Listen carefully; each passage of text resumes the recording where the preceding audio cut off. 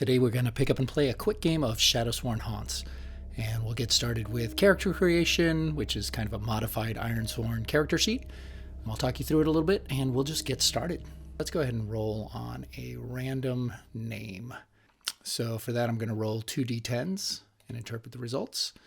I get a 31, which on this table, I have the name Cameron. We're going to call them Father Cameron.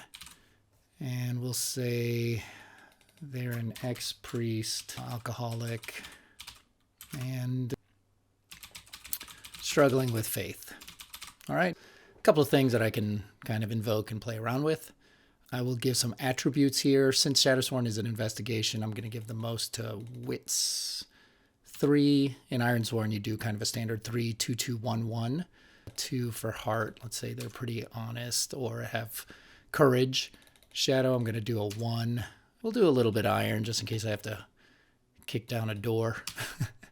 And then edge, we'll give to 1. We won't make them move very fast, especially because we have this kind of alcoholic trait. A personal vow, something overarching in nature.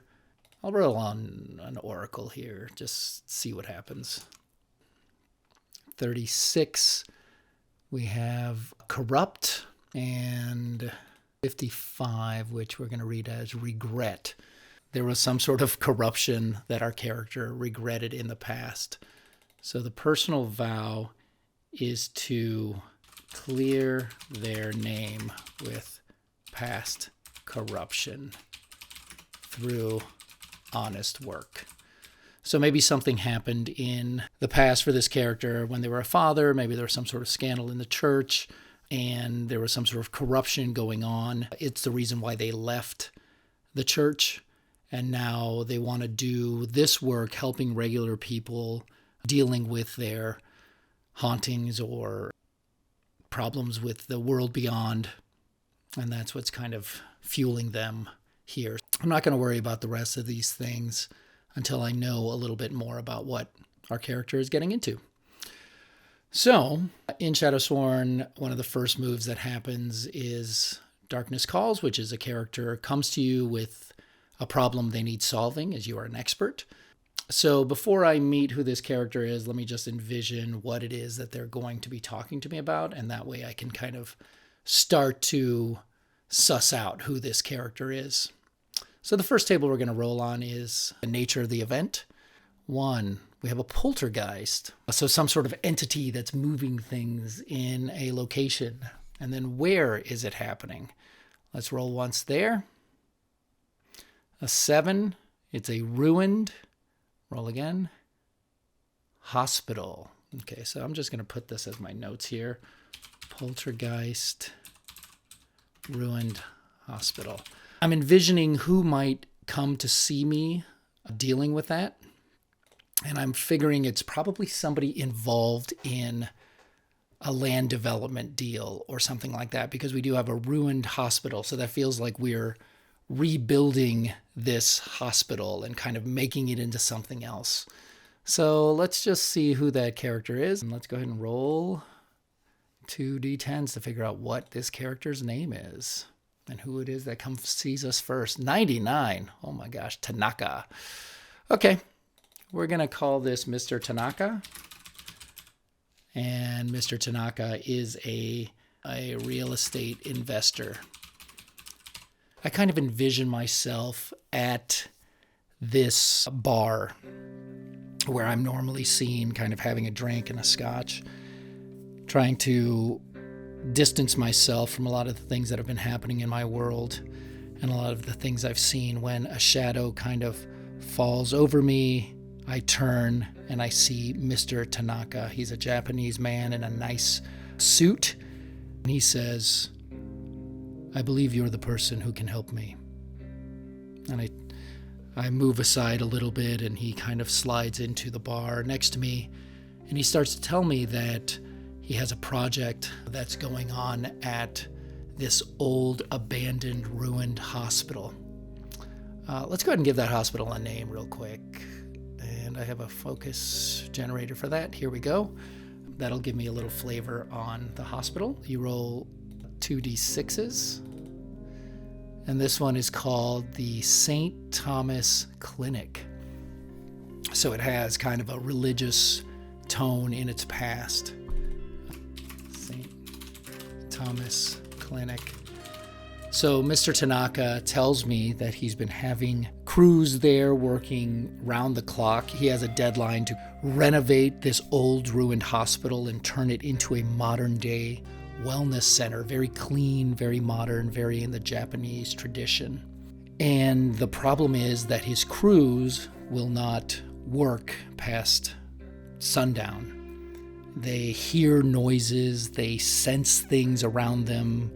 It feels like things have been stolen from the work site sometimes, and they all feel very upset when they're working in this site.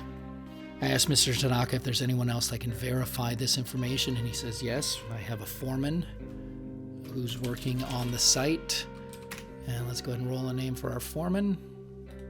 And our foreman's name is 68, which is Malik. So Malik is the foreman's name. Mr. Tanaka goes on to say that Malik can't keep his crew around. They're haunted, they're spooked from what they've seen. And in this case specifically, Malik hasn't returned to the job site in several days. He's feeling very upset about something that he saw there. Mr. Tanaka says he'll make it worth my while if I can take this job on and figure out what's happening at this site. So I tell him I'll think about it. I mean, I've already had several scotches. He doesn't know that, but I'm probably in no shape to make this decision tonight. So I decide to tell Mr. Tanaka I'll get back to him tomorrow, and once I've done a little more investigating on my side. And with that, he leaves me. So I feel like that's a pretty good start to this story. I have a character that I can see in the morning. I have my real estate investor who may have more information, and I'm saving another character there. You can put as many characters in this bonds area as you want, but I think there's going to be somebody at like a land records office or somebody that can help me figure out a little history to the St. Thomas Clinic, what it was back in the day. So with that, I settle up my tab and I go home, and I kind of make it to my small apartment, and I don't even make it to my bed. In fact, I just kind of crumble down on the couch and fall asleep with all my clothes on. Just to give myself a little more flavor, I think I'm going to have a dream, and I'll just let an oracle decide the dream that I'm going to have. You don't have to do this, obviously. I'm just doing it to give myself more kind of creative fodder. So rolling on this oracle again, I have a dream that's 29, something about Barry, and 29 and 31. Barry, mentor. Ooh, that's kind of interesting. Dream, Barry, mentor. I like it. Why I think it's kind of cool is that it's very specific, right? There's something that's been buried. So I just kind of envision what the dream was. So perhaps I'm standing in front of this kind of sprawling, decaying hospital, kind of the signs and lettering at the entranceway broken apart. That St. Thomas Clinic, just barely a few letters visible to me. And there's a low mist on the ground. And I sense as I move through this that there's something underneath, buried in the ground there. And I feel like it has something to do with whoever first set up this St. Thomas Clinic, whoever started the practices there. So I'm going to envision that as the mentor. So some buried secret, or maybe something truly buried at this location.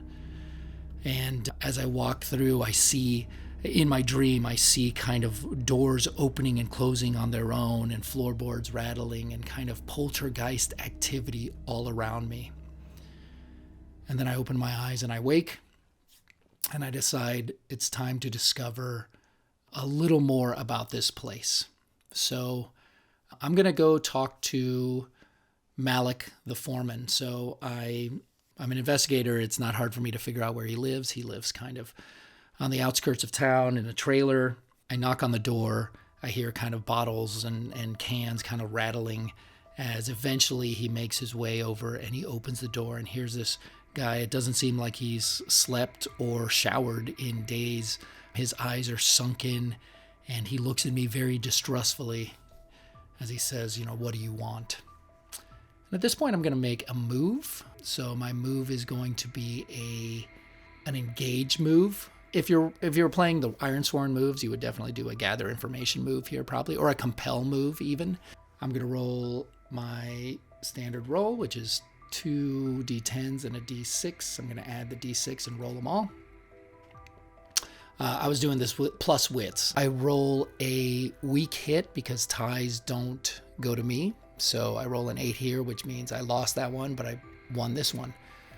On a weak hit, I receive new insight, but a new complication or demand arises, and I can take a little momentum. So let's go ahead and play that out in our heads real quick. I tell him why I'm there, that I was approached by Mr. Tanaka, which he does not seem very happy about. But I assure him that I believe him, and whatever he has to say to me is something that I would trust in and find valuable. And he kind of looks at me warily and he says, what do you want to know? And I think I'm going to use one of these tables over here to find something very specific. And I say, I'd like to know what room was the most haunted inside of this hospital. So we're going to roll on this hospital location, 1d10. And he's going to tell us that there's a laboratory in there, some sort of experimental laboratory, that when he was in that room, he could barely contain his wits. And because he's already kind of flowing with some of this information, I'm just going to ask him one more question, and I'm going to ask him what sort of paranormal activity he witnessed himself. Roll it. Heightened insanity. So it wasn't just sort of poltergeist activity, but rather it was something speaking into his own mind and heightening his own insanity. And the reason he left the site, he goes on to say, is because he thought he was going to cause harm to others if he stayed. He had to exit that place. He would find himself sometimes with a tool in his hand, thinking about how he would bludgeon or injure his workers around him. And that's why he knew he had to exit. Malik stated the laboratory haunted. He was going insane, wanting to injure others. With that, he kind of clams up and decides he's not going to be telling me any more information.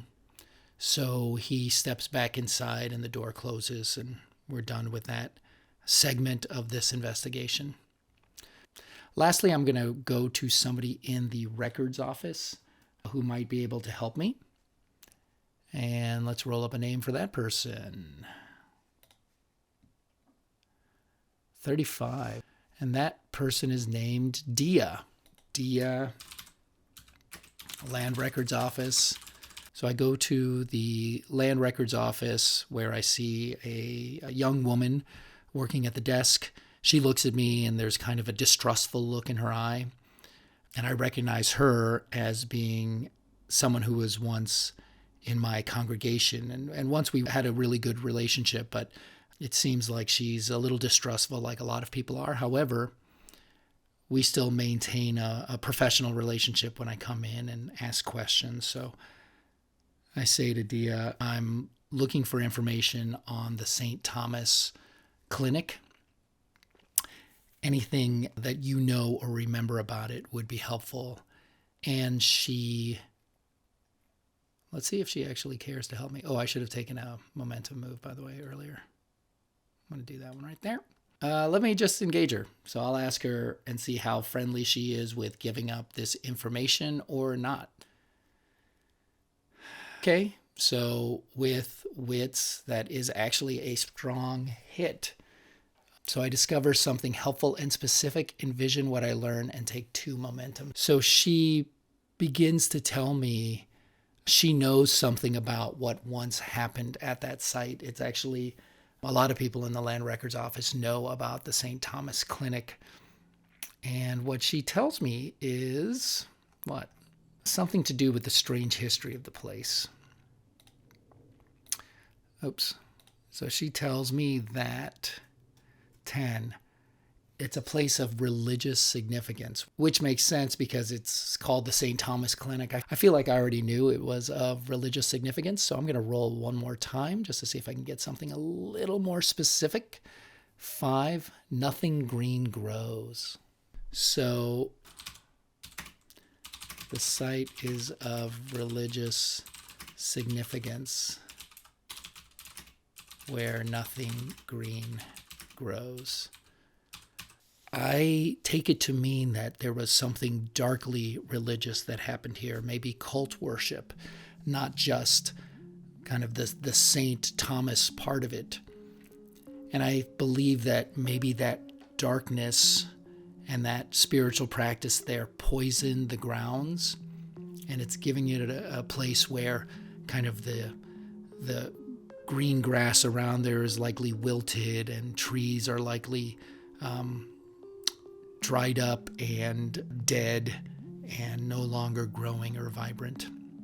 With that, I'm just going to go ahead and head over to the site. So I make my way to the St. Thomas Clinic. I imagine it's getting close to sunset because that is when kind of the activity is supposed to become more vibrant in this location. And I make it to the location. I see Mr. Tanaka standing there, and I tell him that I'm going to do what I can do to help him with his problem. So I'll go ahead and take a story vow here. Make the St. Thomas Clinic quiet again.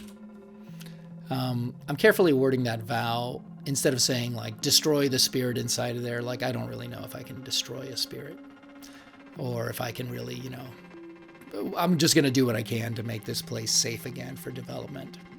Oh, I skipped over my specialized gear and personal items. Let's go ahead and get those. Let's say before I saw Tanaka and made that pledge, here's the advantage of playing solo. You can kind of, if you mess something up, you can go back and fix it. You don't have a table full of people mad at you. So let's say I'm going to gather a few personal items. These can be anything. These are just some things you can bring along. So I'm going to make sure I bring a flashlight or a lantern. I'm going to bring a flask just in case things get intense with bourbon in it. I'm going to bring cigarettes because it's just, these are the things that I kind of figure he'd bring. Let's bring like a crucifix or let's bring rosary beads. Rosary beads. Some candles, why not? Okay. Feel like that's pretty good. Specialized gear. This is the specialized equipment here.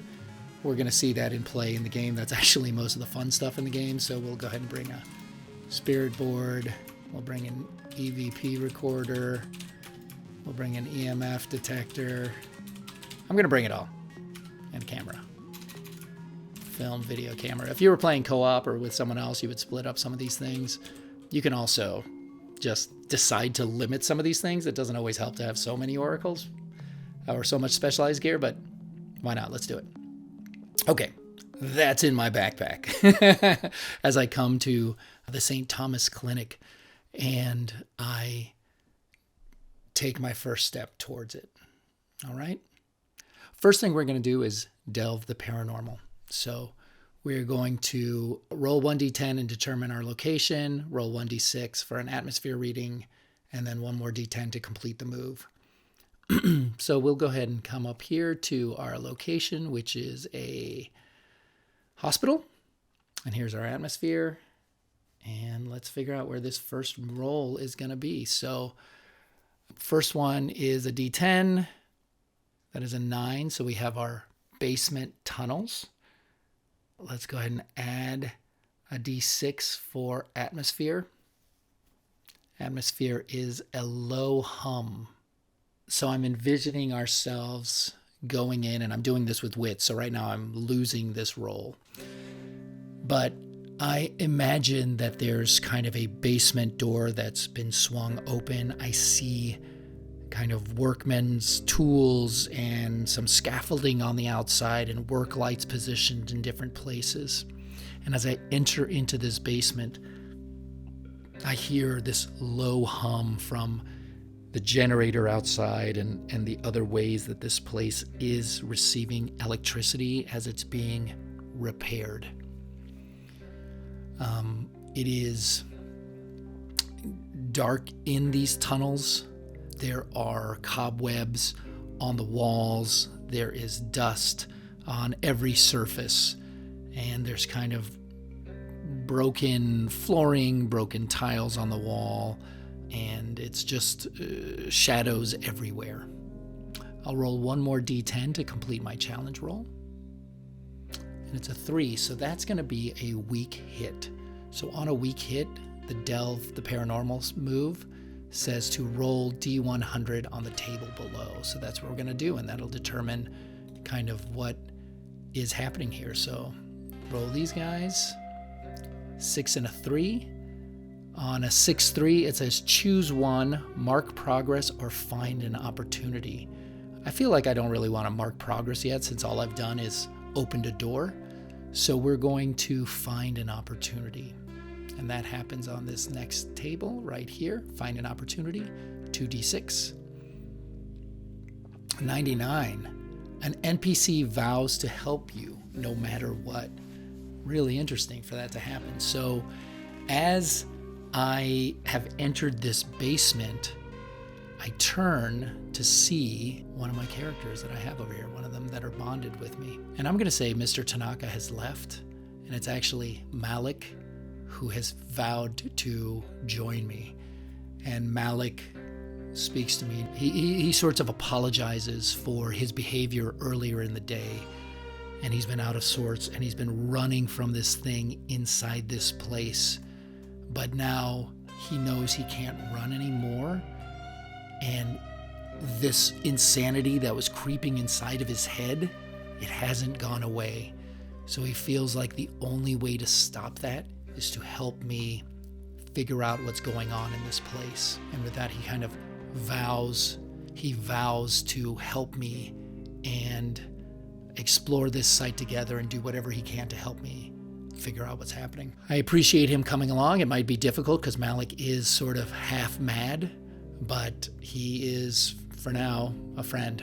So he will be following along with me. So the next thing I'm going to do is find our new site that we're going to visit within this location. I'm going to roll again, starting with 1d10 to determine which room we're going to be in. 1, there's a records room.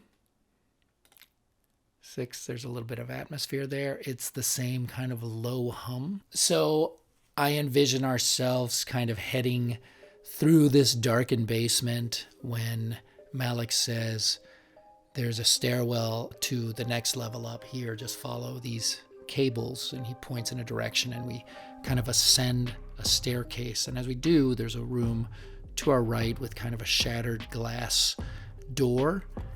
And it's a records room. It's a place where once they would keep files on all of the patients inside of this facility, but now it's kind of, there's evidence that there once were file cabinets and locking cabinets and desks in this space, but everything's kind of broken in disarray, and there's graffiti on the walls and kind of scattered litter about. Again, we're rolling with plus wit, so right now we are winning this roll with an 8, because it'd be plus 3. Oops, sorry, I lied. This is a 1. This is a 5. Sorry, I messed that up, but let's go ahead and add the last one. I'm just gonna go ahead and take those away. So we have a 5 and a 1, and then our final one is a 5. So we have won this with a strong hit. So I do apologize that I messed that up, but we've won that with a strong hit, which means something good for us, I think. On a strong hit, I feel the presence of the entity in this space. So I can add 1 momentum or mark progress, then use specialized gear if I like. I'm gonna go ahead and mark progress on this one here. And I get to use a specialized piece of equipment. I'm going to try to communicate with something in this room. And I feel like I'm going to use the spirit board for that. So I put down the spirit board and I have Malik kind of put his hands on it as well, as somebody who's been connected to this place. And he trembles and he puts his hands on the spirit board. And then we ask the spirit board for anything that a spirit in this place is trying to communicate to us. And we're going to roll 2d10s for that. And we have a 4, which is mourn. It's a 6. Mourn the unholy. We also have an alt table here, which we can just see what that comes up with. Witness, 6. Unbelievers. I kind of like that better. So the spirit board has revealed witness unbelievers, which I'm going to interpret as there were once dark practices on these grounds, and there were sacrifices on these grounds, and they wanted people to bear witness to the greatness of whatever dark entity they were worshiping. And so I think that's what witness unbelievers means. So I'm going to say spirit board reveals dark entity wants believers to witness or worship it. So I think that's kind of a neat thing to explore. I can also, on this spirit board, use it to reveal something on the outside path. Those kind of illustrations are meant to be hard to understand, so you're supposed to kind of interpret them a little bit, but I'll save that in case I want to use the spirit board again. I don't like to roll on the same oracles multiple times because it gets very kind of random, but maybe I'll save this in case I want to use the spirit board again. All right. So that feels really interesting to me. Malik is very disturbed by what the spirit board revealed, but I try to calm him down and I say, we know that there is something dark in this place, but as long as we keep our wits about us, we can move forward and be prepared for whatever comes. I can tell, though, that Malik is shaken by the revelation, and he might be tripping a little bit more into that insane part of his mentality. Let's continue to delve the paranormal. So we're going to roll on our next location. I'll try not to mess it up this time. We're going to roll 1d10 to discover where we're going. An 8, which is the laboratory. Oh boy. I don't know if we're ready for whatever's going to happen in this room, but we start to move down a hallway towards kind of a darkened space, a laboratory there. And there is a blackened mold that is sprawling across the hallways. That's when I remember what I was told about this place, that nothing green grows. So even this kind of mold that's spilling across, it's about the only thing that's growing in here. Even though we're at this derelict, empty, abandoned hospital, you'd expect to see some weeds growing through the cracks or some ivy spreading across the windows and broken windows, but it's not there. It's just this slick black mold on every surface. And I kind of cover my mouth as we cross through here and see little flecks of black kind of breaking off and moving in front of the flashlight beam. I can tell that Malik does not want to face whatever's going on inside this laboratory room, but he remains strong and follows me in. And lastly, let's finish up this roll. We were doing this roll plus wits again, so we'll do that. Actually, we're going to do it with plus courage, even though that's not my best strength, but I think it takes courage to go into this room that is the harshest of the rooms, or the one that was the most haunted. So we're going to do it plus 2. Lastly, let's roll my final d10. 3. So I did get a weak hit. So that's a 4 against an 8 and a 3. So on a weak hit, we're going to roll D100 on the table below. So let's go and roll that. That is an 11. a 10 and a 1. A 10 and a 1, so that's a mark progress and reveal a danger. So I do feel like moving into this space, the most haunted room in this place, is progress, and we're going to reveal a danger. So let's roll a D100. And we get a 16 on the roll. I face a terrifying sensation. Envision the result or roll on the paranormal activity table. I think both. And I think that's a good place to stop this first part of the playthrough, because something terrifying is going to happen. So stay tuned.